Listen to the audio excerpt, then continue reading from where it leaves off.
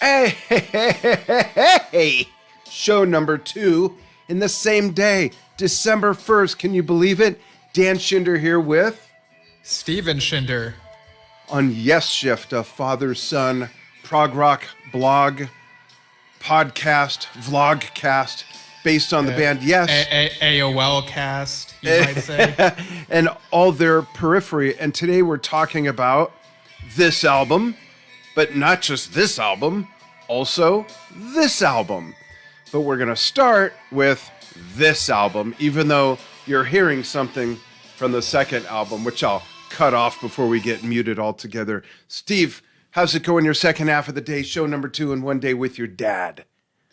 Yeah, I think this is like the second or third time we've done something like this, where it's like 2 in one day. And it's felt a kind of like continuous to me. Like, I don't feel like I've really had a break between, because I had to like polish some stuff up in between. But yeah, we had a conversation with Aaron and Joe Emerson earlier about Aaron's father, the legendary Keith Emerson, and the new book on him. So yeah, but we also had already planned doing this episode on Arc of Life, a band featuring a few Yes members and a couple friends of Yes members. Some might even call it a Yes spin-off band. We'll get into that. Yep. But yeah, so should we start by listing off the members of this band? Yeah, absolutely. I'll go for that. We got Billy Sherwood.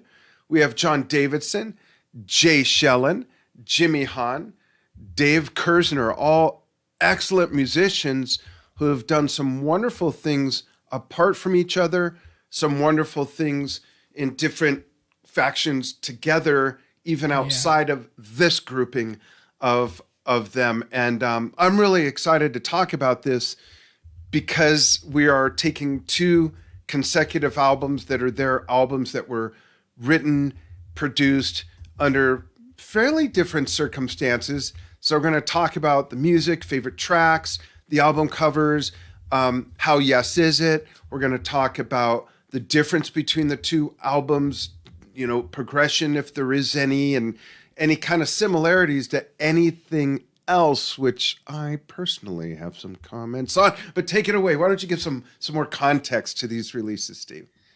Right. So the first album, the self-titled debut album, Arc of Life, came out February 12th, 2021.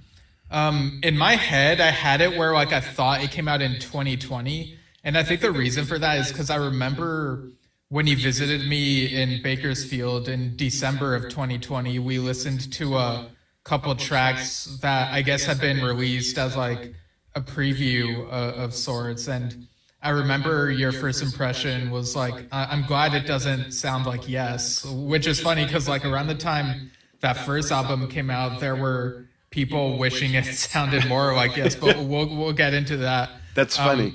So yeah, that came out early 2021, and the second album is more recent, which is why we're finally talking about this band.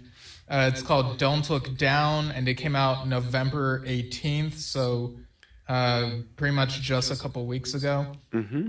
And the songs were mainly written by Jon Davison and Billy Sherwood while they toured with Yes. And for that first album, Billy was telling us this, I think, in the interview we did with him back in May, that they played some music from what was supposed to be the title track, Arc of Life. They played it to Frontiers Music, and what Frontiers wanted was a more commercial as a first release, right? Yeah, so they shelved that self-titled epic for the second album, Don't Look Down, which, that's kind of confusing. It's almost like the Houses of the Holy thing with Led Zeppelin. They have an album called House of the Holy, but the song didn't come out until the next album as a leftover track from the first album that it's titled after. Right, yeah.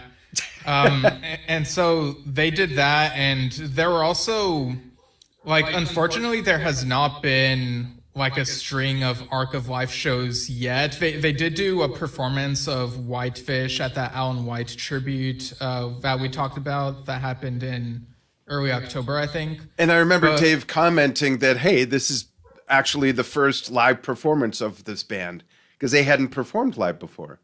Yeah, like that was something that didn't register until like after the fact. But yeah, this was like partially due to the pandemic. You know, they weren't able to schedule shows, and on top of that, you know, the pandemic also meant that plans to have all of the members work together for the second album, like it kind of got pushed aside. So, but I think Dave said, you know, we interviewed Dave a couple months ago as well, that the plan now is to do that for the third album. So maybe on the third one we'll hear more of everyone's stamps, because as of now it feels more Sherwood and Davison. Yeah, and not only that, regardless of how that writing pans out, they'll have a nice 3-album robust catalog to tour with. And I think that I'm going to guess that they probably won't be doing 2-hour shows. So now they're going to have to figure out, okay, what do we play, and roll around on the mat and fight about that. Right, because when we had Jay on the show, you know, it seemed to me like, you know, Yes and Asia are very much the top priority, but like I think you and him discussed the idea of like maybe doing 1 or 2 shows a few months apart and live streaming it so more people could see it. And I thought that was a neat idea. Mm-hmm. So yeah, I think no matter what, it's all going to depend on the touring schedules for those other bands. I kind of wonder if maybe they could possibly have Arc of Life open a show and then have Yes or Asia perform, something like that, you know? Yeah, that'd be awesome, I think. I wouldn't mind that at all. So I'll go through the track list and details of the first album. Then why don't you do the same for the second album? And let's go through some questions. And folks, if you're new to the show and you don't know our format, a few things. 1, go ahead and chime in. This is your show too. We've got fan mail already that we're going to read about this, people that chimed in when we asked questions leading up to a show. So we got that. We'll read your comments live as well. The other thing is, go ahead, Steve. Did you have something else to say about that? Oh, yeah, I was just going to say, I see that Mitchell commented the Kerzner level is rising. So I think that's in reference to the second album. Like Kerzner's contributions are more pertinent. Yeah. Absolutely. Or prominent, rather, is a word. Yeah. And then the other thing is that Steve and I don't discuss this. So the questions that we ask each other are in the format, but we don't talk about it before the show. So we learn about how each other feels, unless it's something that we've just heard for the last 20 years, you know, then we pretty much know. But something like this, like I've been biting my tongue for a day and a half waiting for this, because I almost go to comment with him. We'll be on Zoom or the phone talking about something else, and I'll go, hey, popcorn. You know, so I'm eager to get to that. But track listing real quick, let's blow through this first one, Arc of Life. And yes, I'm looking at notes. Don't leave it up to me to memorize all this. In order, Life Has a Way. These are all Sherwood Davison, so I'm not going to read the credits, but I will read the times. Life Has a Way, 5:14. Talking with Siri, 4:25. You Make It Real, 4:32. Until Further Notice, 3:42. So far, right in line with what Frontier asked for, something more commercial, shorter pieces. Then we've got The Magic of It All, 4:04. Just in Sight, the epic of the album at 6:15. Actually, there's 2 more. Then we've got I Want to Know You Better, 4:04. Locked Down. And I wonder what the inspiration was for that. I think Jon did some what's funny time. is I think that might have predated Lockdown, so it might have been a coincidence. So maybe he did do some time. I don't know. Just kidding, Jon. That's 9:45. Therefore, we are 9:29. And then The End Game, nicely put at the last song. Oh, we got to ask each other about that kind of stuff, too. We forgot to put that in the notes. First song, last song, we always do that. But that's at 5:52. Right. This was produced by Arc of Life and the brilliant Derek Schellen of Gentle Giant fame, and who owned a freaking record label, major record. I mean, just to see Derek still active like this is really exciting to me. I've been a fan of Derek Schellen since the early 70s. We got to get him on the show, and I absolutely want to get John Weathers on Drum Talk TV. And then we've got recorded and mixed by Billy Sherwood, additional engineer Scott Walton, management Martin Darville, and QEDG. Design and artwork by Michael Inns. Band photography, Eric Nielsen, and mastered by Mayor Applebaum, who I've had on Drum Talk TV before, talking about recording, mixing, and mastering drums and tracking other instruments. Steve, why don't you give them the Don't Look Down profile? Yeah, so the track list for Don't Look Down is a little bit shorter, but of course you know what that means in prog rock. So we got Real Time World at 9 minutes and 2 seconds, Don't Look Down, the title track at 6:20, All Things Considered, 5:15, Colors Come Alive, 7:53, Let Live, 6:24, and Arc of Life at 17:42. And apparently in Japan, there's a bonus track where it includes an acoustic version of Don't Look Down. And I also found out before coming on here that the first track on their first album, the one titled Life Has a Way, there's actually a version of that called In the End on Billy's 2003 solo album, No Comment. It's like more acoustic on there. So I think that's interesting how he sort of updated it. Yeah. Interesting. Cool. Yeah. So, and Don't Look Down was produced, recorded, and mixed by Billy, and recorded and mixed at Circa HQ. Looking forward to when we get new Circa news again. And mastered by Mayor Applebaum again. Yeah. Cool. Yeah. So, do you have favorite tracks from both these albums? So for the first one, well, something I noticed on both of these albums is I prefer like pretty much the latter half, or maybe I would say latter half.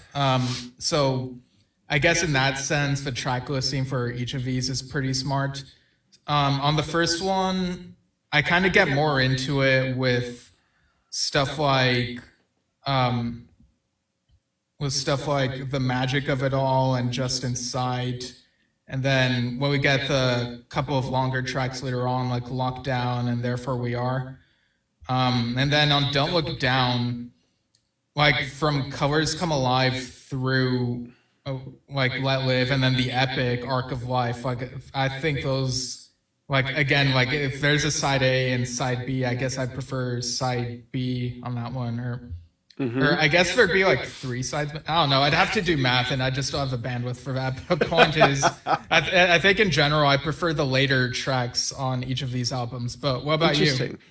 So I love the cleverness of talking with Siri, and it feels very Billy Sherwood-esque in his crafty production way. I equate it to similar to like Fortune Seller, which I just love Fortune Seller, and that whole production soundscape. It kind of reminded me of that.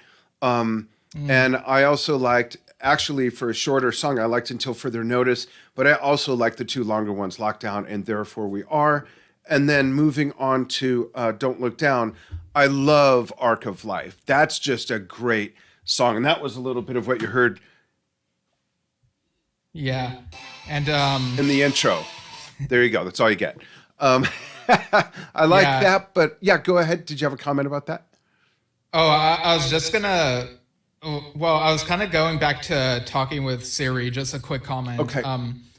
I would say that one doesn't do much for me personally. Like to me, it kind of sounds repetitive, and I guess you could kind of say it'll probably sound dated because it's about Siri, but I also want to mention like something that keeps popping up in my head when I think back to the first album is like in Just Inside, there's that catchy moment where it's like make, move, look alive. Oh yeah. Gear overdrive, and like it has a good pace to it. Yeah. The other thing about Don't Look Down is, like I said, I love the epic Arc of Life, but Real Time World and Don't Look Down have a very. Now we're also starting to get into comparing the 2 albums, have a much more breathing feel to them. The production's more open, the playing's more open, and it almost has a bit of drama in there, sort of, as far as the sound and the liveliness of it and the drumming.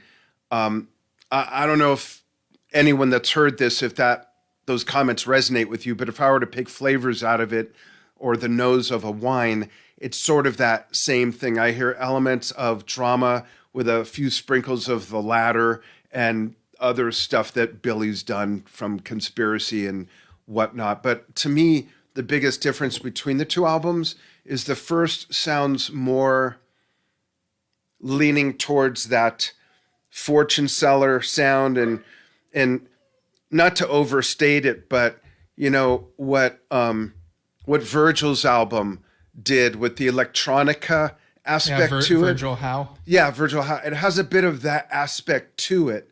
Whereas the second album sounds like, you know, I could almost close my, if they overdubbed applause and stuff, I would almost think, okay, that's live. It has that air to it, if you will. The way it's recorded, the way it's played, and the energy of the songs. Okay. And I'm not picking one over the other. I'm just saying those are the differences I noticed. Oh, that was going to be one of my questions. But Even though I do like the second one better for that reason now that I think of it, yeah. Okay. Well, before I answer that, let me just read a few more of Mitchell's comments. So Mitchell says, Derek Schulman, active and involved with Billy Sherwood. It's my dream. Fun fact, Colors Come Alive is an updated version of The Recurring Dream from Billy's One Neurology album. Oh, interesting. I don't think I've heard that album. And he says the Don't Look Down track reminds me of Minus the Man. And yeah, I'm with him there. I feel like out of all the songs on the Quest, well, actually, I take that back. I feel like there are two songs on the Quest that remind me of Arc of Life, and they're Minus the Man and The Western Edge. Like, I feel like there are some similarities there. I can hear that. Yeah, but yeah, I think between these two albums, I do prefer the second one slightly, because the keyboards are more prominent and really in there, but like the increase in quality, it doesn't feel as leaps and bounds as I was thinking it would be looking back. Like in my head, it had been a while since I listened to the first album, so I remembered it as like the sort of commercial thing where, you know, with the song you make, what's it called? You Make It Real or You Make Me Real. Yeah, You Make It Real. It's really poppy. It even had its own music video with the band performing and like a VHS aesthetic type thing, which was nice. It's nice to see the band performing. But re-listening to Arc of Life again, I feel like, especially the later tracks on that first album, they have more complexities than I think people back when it came out gave it credit for. Yeah, I agree. Yeah, so it's definitely, I feel, a progression between the two, and it feels like a natural progression. So yeah, it's the same sound. It's just more of this and that, and you know, it doesn't have to be leaps and bounds. It is their sound, and they're progressing with it, which I like. And the Kerzner level is up, like Mitchell said. Yeah, and you know, come to think of it, it's kind of, you could kind of draw parallels between sort of the songwriting process with these albums. You could sort of compare it to how Open Your Eyes felt very Sherwood and Squire led, and then for the latter, they tried to get everyone to contribute, and that's what they're going to do for the third Arc of Life album. So that's cool. I'm curious, like, if that'll feel very different or if it'll feel like a slight organic increase, but amplified version of what came before, you know. Yeah. So, not just amplified as in louder, but more of the same ingredients and just more embellishment from everybody's musical personality showing through. I also want to mention, I don't want to forget this, for the first album, Arc of Life, the fact that Billy and Jon wrote that on the road, you know, being on the road is not always glamorous and sometimes isn't at all.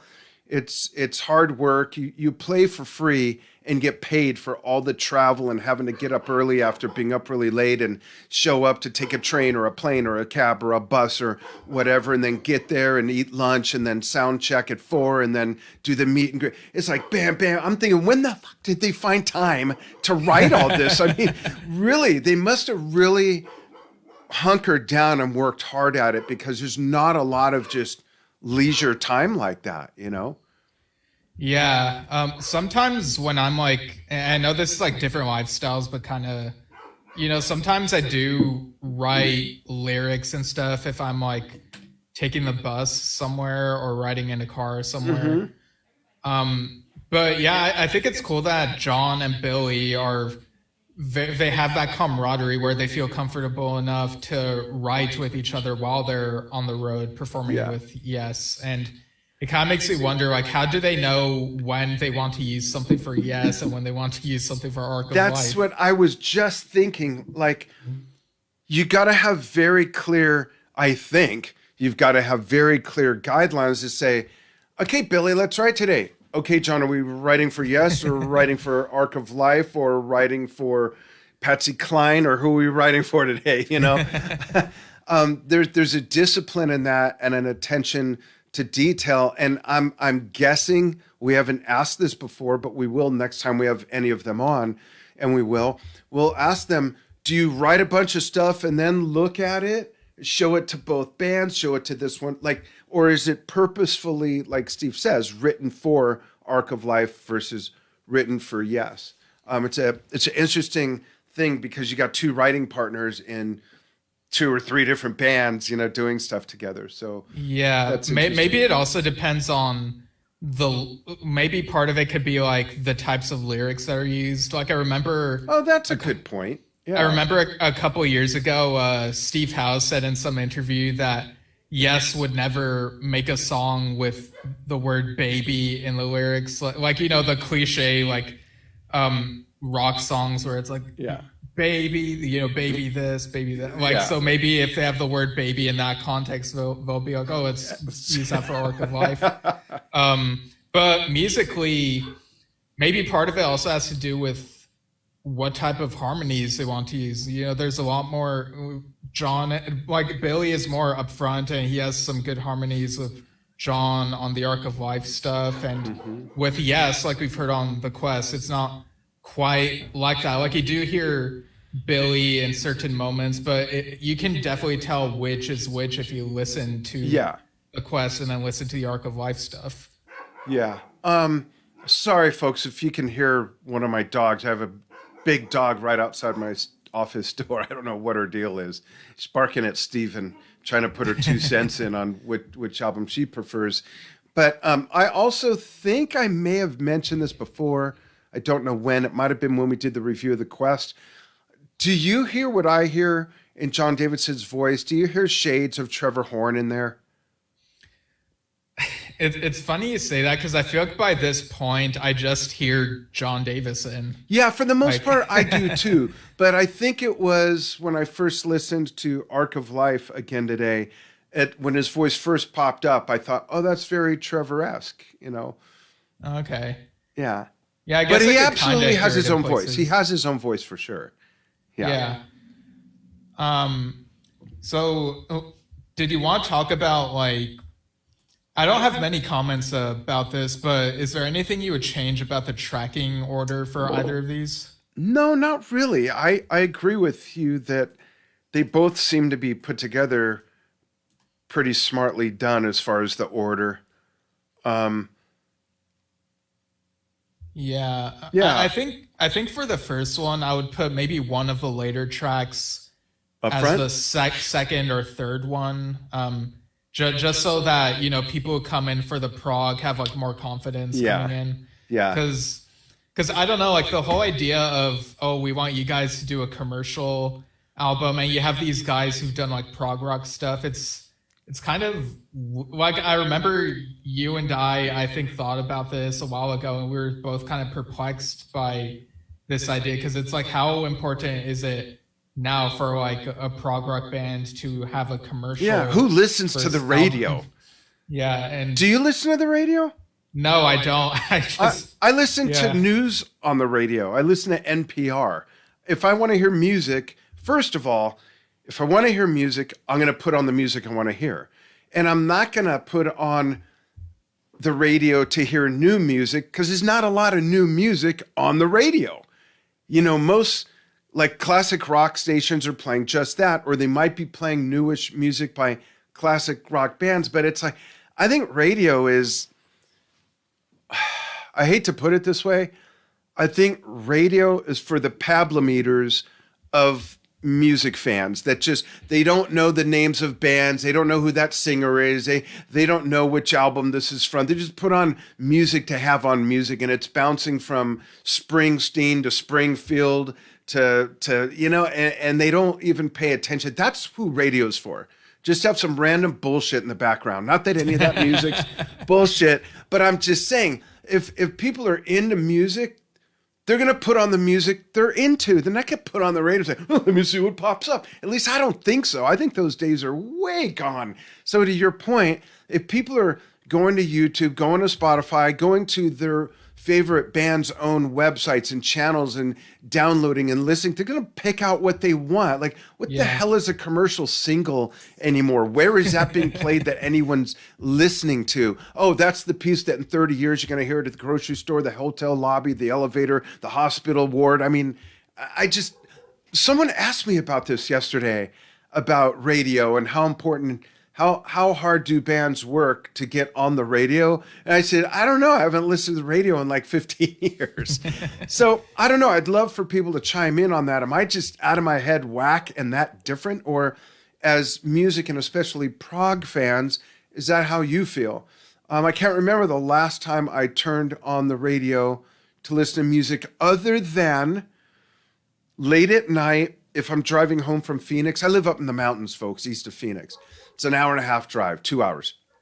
Sometimes late at night, if I'm driving home from there, I'll put on the KJZZ, which is the station NPR's affiliate is. But late at night, they play really great, old school, traditional jazz, real like The Bird, Buddy Rich, really good stuff. Other than that, I'm not I'm only putting that on because I don't have that CD handy. You know, otherwise I'm putting on what's in my carousel. You know what I mean? So I don't know. Sorry to go off on that tangent, but that whole thing in the year 20 whatever to say looking for a single, you got to cut it short, and we got to put the short ones up front because go yourself with that. Yeah. There, I said it for you guys. Yeah, so Mitchell chimed in again saying the first arc of life is pretty proggy regardless of whatever commercialism is supposed to be there. That's true. There's You Make It Real and I Want to Know You Better, but the rest of it is strictly proggy to me.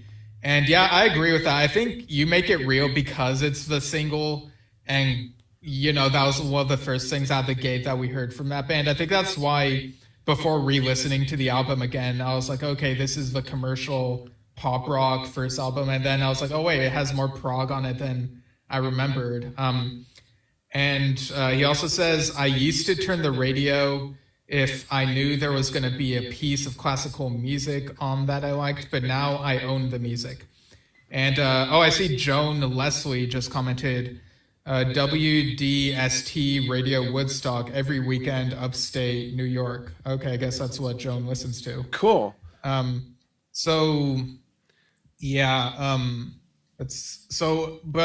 going back to that first single that they put out, that kind of, you know, that was people's first impression of what Arc of Life would be, and some were kind of disappointed that it didn't sound more classic Yes-ish, I guess. And you know, there are people who didn't really care for that album that much, but people like Billy have been sort of very good humored about it. Like I remember at some point he was like, well, I think there were a few people who were kind of disappointed we didn't give them Gates of Delirium with Arc of Life. And that's funny because guess what? It's not Yes. Now, the interesting thing is when we ask the question to each other, how Yes does this music sound? As of now, 3/5 of the members in that band are the same 3/5 in Yes currently. Granted, Jay hasn't recorded a full album with them, but right. Well, he contributed percussion to the Quest, but we don't know if the drum throw major. Yeah. So I give them a lot of credit for it not sounding just like, oh, that's a Yes album. No, that's Arc of Life. I think it's totally okay that it doesn't sound like that, and it's better that it doesn't. Otherwise, why have it on Arc of Life if it sounded that much like Yes? Right. And of course, Jimmy Haun has performed on Union, so there's a little bit of a Yes factor in there as well. Yeah, absolutely. Side detour, if I may. been thinking about this one all day, so I have to blurt it out while I'm remembering it. Okay. I think we may have brought this up before. I don't know. But after hearing these two albums and all the episodes, this is episode 79, folks. What do you think of if Jeff Downes retires? Is it going to be Tom Brislin, or is it going to be Dave Kerzner, or is it going to be someone else that we don't know of or can't think of? Like, and forget about what anybody's doing. Like, it's easy to say, well, Tom's in Kansas. Well, everyone's in 5 bands and married to 5 people, so whatever.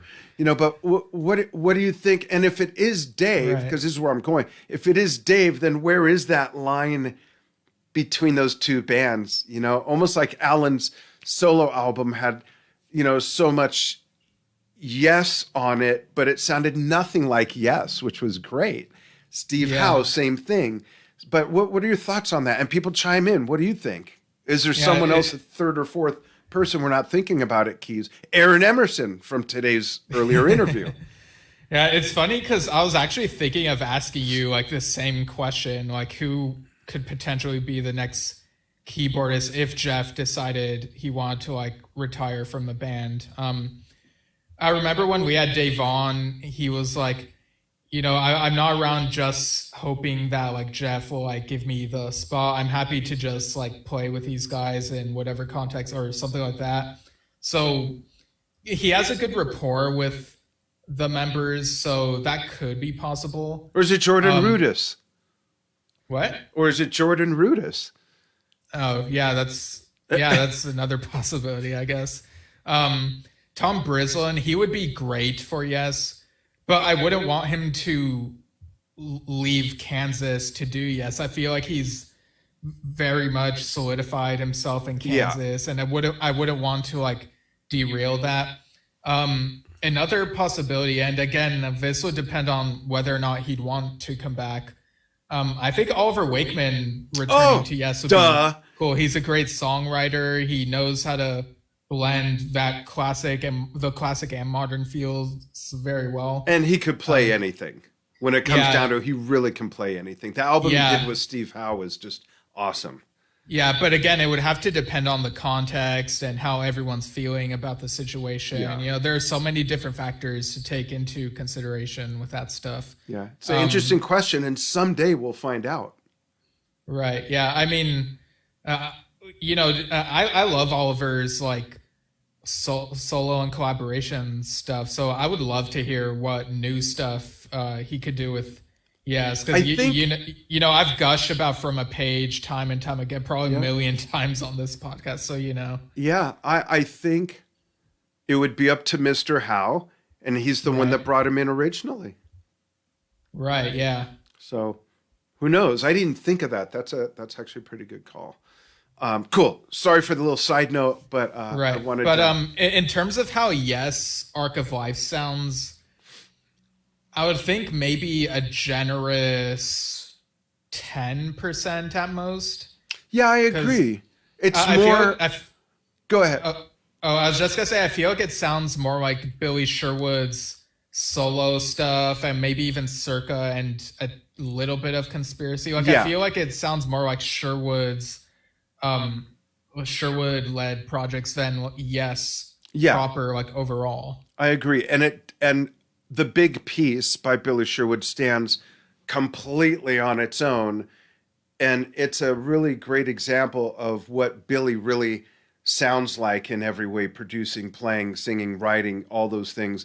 And then there's a slice of that inserted into these 5 guys, Right. But it doesn't sound like... I would never mistake it for even a modern day Yes album. Let's look at the album art again. I love this first album. I just think that's beautiful. To me, there's just some element of enchantment there that I always fall for. Yeah, it kind of goes to show that it doesn't always have to be Roger Dean to make the art look magical, Yeah. You got the cave, you got the sunlight on the horizon, and I really love how this looks. What do you think of the second one? The second one is so different. Yeah. It's Don't Look Down, and he's walking between two cloudscapes, and you see the Yeah. airline. Maybe on a or- tightrope, and you see yeah, like an airplane down below. yeah, completely different. But Yeah. it's cool. I like it. Excuse me. Which one do you prefer? Like which cover art? That's tough.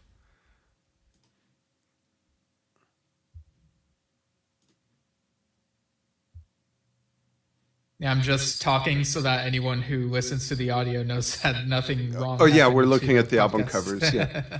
So Don't Look Down is clearly visually more representative of the title, Right. whereas Arc of Life to me just resonates me with the nature elements and everything like that. Yeah, How I about you? prefer Arc of Life, Yeah. the debut art as well. Yeah. Yeah, interesting stuff. Cool. Yeah. So Mitchell just commented, I love Billy's music, but I wouldn't want Yes to become a band that eventually gets pulled entirely from the Billy circa World Trade camp. And yeah, that's understandable. Yeah. I do think the big piece could have what, and you know, it was originally going to be like it could be a World Trade album. And when we listened to Open Your Eyes again recently, I kind of went in with trying to see if I could imagine it as a World Trade album. But I think, like, listening to it again, I think you'd have to get rid of some of the stuff that John and Steve Oh yeah. added and get, like, a couple of the other guys from World Trade. And, Yeah, I don't hear yeah. it at all. Yeah. Yeah. So just looking through these other topics we have, where would you rank these Arc of Life albums, like in terms of what you prefer? Like where would you rank them among the other Sherwood involved projects we've covered recently, like The Big Piece and Open Your Eyes? That's difficult. So Yeah, because I know you have like a lot of nostalgia for Open Your Eyes. I Right? do, for so many reasons. Yeah. So I like that album a lot. And folks, don't be tarnished. I know Gates of Delirium, Tales, Close to the Edge, Inside Out, every note of every instrument, every harmony. I live and breathe that stuff. I have since I was very young. I'm still very young. So this is a tough question. Let me think about that. And I love the latter, but that's not as much Sherwood led. So I don't know if that counts. I think, latter is more a bit of everyone. Yeah. yeah, I love The Big Piece, but that's only Sherwood. It's not a group effort. So I think that has to be over here by itself. And then I do like these two Arc of Life albums at least as much as Circa and Conspiracy, and maybe even more. Even though there's a couple tracks from Conspiracy that I really super would put way up there. But I think I like them at least that much. I don't put these two albums behind any Circa or Conspiracy work. If that does all that Okay. make sense? I didn't jumble that up too much, did I? Yeah, well, people can listen back and figure it out, I guess. Do the math, carry the 4, divide by pi, there you go. Yeah, as much as there are a few things that really resonate with me on Open Your Eyes, I do think I'd put Arc of Life above it and Don't Look Down above that. But I would still put The Big Piece above these Arc of Life albums. I really like that album. That if you have not heard Billy Sherwood's The Big Piece, put that on if you really want to hear what that man can do musically. It's a brilliant album. It rocks. It's prog. It's got great vocals, great instrumentation, great players on it. It's really good. Yeah, Jay was one of the people on there too. Yeah. Yeah. We already kind of talked about touring. Yeah. Let's go through some comments that got put up when we advertise this. We'll take turns. Let's do on that. All right, I'll go with Jordan Ian says, I have the first one only, reminds me of Yes West. Okay. I can hear hints of that for obvious reasons. I'm not sure if that's a positive or negative for Jordan. I kind of forget, but yeah. Yeah, that could be a potential draw for some people. Mm-hmm. George Kurtz says, I have the first album, reminded me of the Conspiracy CD, which I love. catchy, but not as good. Okay, that's fair. Yeah, George seems to prefer Conspiracy. Andy Keel says, I absolutely love them. He says, the first one I know really well, Talking with Siri, is a awesome prog rock sleeper. It is modern. It's a modern song, it's a modern song wrapped in prog. Both albums have some great work from every musician. That's very fair. I like that. Yeah, it's very interesting how we can have different viewpoints on a song. So yeah, I guess there's something for everyone. Yep. Joelle Y. Perard says, I like the first one quite a bit. I like the second one a lot more. But that doesn't mean the first one was bad at all. I just think that they're progressing in a good way. That's cool. Yeah, I agree. They're progressing. Yeah. Sanders Thornborough. That is such a cool name, first of all. That sounds like a movie star name from the 30s. Sanders Thornburg. I love it. He says, I like them both, but I like the second one much more than the first. More proggy and more keyboards from Dave Kerzner. It's quite up-tempo and more aggressive than the last two Yes albums. Good point and a fair one. That's from me. He goes on to say, I do love the Quest for its mellower tunes as well, though. Don't Look Down seems like the AOL band is moving closer toward a collaborative band effort. If the next one involves them all writing in the same room together and maybe having Kerzner involved with the production as well, I think it could be great. Awesome. Yeah, it does feel like that's where they're heading. What does he mean, AOL band? What am I blanking out on? I'm sorry. Arc of Life. Yeah, the first letter of each word in Arc of Life spells AOL. I'll take the elevator downstairs. Thank you very much. Mitchell says Arc of Life is one of my most listened to albums in my whole collection of 500 albums. And Arc of Life 2 is killing me. It's so good. The title track got so stuck in my head. I recorded my own version of the opening. Also, I'm sure I hear some Abacab synth tones by Kerzner in the epic. Wait, by the way, I need to insert something there. When we had Dave on, he has one of Peter Banks' keyboards. You mean Tony Banks? Tony Banks. Yeah, sorry. Oh, boy. I'm getting over a really bad cold, folks. Sorry. This is my first day out of bed in 4 days. Go on. Mitchell continues. Honestly, Kerzner's presence is felt much more strongly in this album, the second album. Overall, I find it an extremely impressive album. Every member is burning it up. Wow, what a raging review that is. That's awesome, Mitchell. And last but certainly not least, Peter Michael says the new album is great, especially NR1 and 4. Yeah, I think they mean numbers 1 and tracks 1 and 4. I'm sorry, tracks 1 and 4. Oh, it's European. I see. Colors Come Alive is really touching. I agree. The solo of Jimmy Haun is fantastic. All songs have a fine development and treatment. The whole album is very worth listening a lot of times. That's awesome. There's some really great reviews on this. I've heard it while getting ready for the show. I need to listen to it to just listen to it, Yeah. I really enjoy these. They won't be for everyone, though. I do know someone who's, I know and respect, and I don't know if they wanted to be mentioned because their comment began with personally, but the gist was that they weren't that impressed with the production and thought it could have been more creative. That was Rick Quake. Sorry. No, it wasn't. But yeah, so it's not going to be for everyone, these albums, but clearly there are some people that these are for. And everything's like that. With everything, some people will love it, some people will hate it, some people will be indifferent and just won't care. Everything's like that. Nothing's for everybody. Some people hear, tell them what your friend said when you played Tales or Gates of Deliria Relayer that was only familiar with the Trevor years. Did you have a friend that was like I know you had one friend that really liked it, but someone else in college that was like, what is this? It was just so foreign and alien. I mean, I don't, you might be thinking of someone else. I just remember playing Tales to someone who'd never heard Yes, and I asked them what year they thought it was from, and they thought it was from 2002. That's a huge compliment, I think, because I've always said, no matter when it comes out, it sounds ahead of its time. But yeah, there isn't anything that's for everyone. Right. Except maybe Close to the Edge, you know? Well, of course. Cool.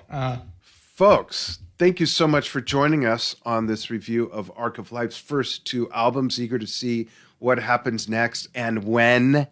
That'll be fun.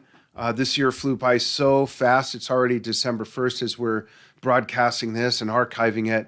So before we know it, it'll be late fall in 2023. Who knows? Maybe we'll have a new album from all these bands by then. Yeah. And we got a few more shows planned for the rest of the year.